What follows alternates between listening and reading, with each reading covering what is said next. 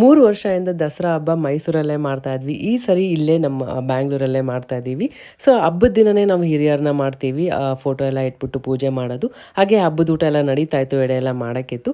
ಅಷ್ಟೊತ್ತಿಗೆ ಏನಾಗಿ ಅಪ್ಪ ಮತ್ತು ಚಿಕ್ಕಪ್ಪ ಇಬ್ಬರು ಸೇರ್ಕೊಂಡು ರೆಡಿ ಮಾಡ್ತಾಯಿದ್ರು. ಅವಳಿಗೆ ರೆಡಿ ಮಾಡೋದೇ ಒಂದು ದೊಡ್ಡ ಟಾಸ್ಕ್ ಆಗ್ಬಿಟ್ಟಿತ್ತು. ಹಂಗೂ ಹಿಂಗೂ ಎಷ್ಟಾಗುತ್ತೋ ಅಷ್ಟು ರೆಡಿ ಮಾಡಿದ್ದೀನಿ, ಚೆನ್ನಾಗಿ ಕಾಣ್ತಾ ಇದ್ದಾಳೆ. ಇನ್ನೂ ರೆಡಿ ಮಾಡಬೇಕಿತ್ತು, ಬಟ್ ಎಷ್ಟು ಮಾಡಿದ್ದೆ ಹೆಚ್ಚು ಅವಳು ಮಾಡಿಸ್ಕೊಂಡಿದ್ದು. ಸೊ ಪೂಜೆ ಎಲ್ಲ ಚೆನ್ನಾಗಾಯಿತು. ನಾವೇನು ಹೇಳೇ ಕೊಡಲ್ಲ, ಅವಳೇ ಎಲ್ಲ ಅರ್ಥ ಮಾಡ್ಕೊಂಡು ಮಾಡ್ಬಿಡ್ತಾಳೆ. ನೋಡಿ ಈ ಥರ ಕೈ ಮುಗಿಬೇಕು, ಮಾಡಬೇಕು, ಅರಿಶಿನ ಕುಂಕುಮ ಹಾಕಬೇಕು, ಎಲ್ಲ ಅವಳಿಗೆ ಅಬ್ಸರ್ವ್ ಮಾಡ್ತಾಳೆ. ನಾವು ಮಾಡೋದೆಲ್ಲ ನೋಡಿ ಮಾಡಬೇಕು. ಮತ್ತು ಕೈಯಲ್ಲೇ ಕೊಡಬೇಕು. ತೀರ್ಥ ಏನಾದರೂ ಕೊಟ್ಟರೆ ಗ್ಲಾಸಲ್ಲಿ ಕೊಡೋಕೆ ಹೋದರೆ ಬೇಡ, ಕೈಯಲ್ಲೇ ಕೊಡು ಅಂತ.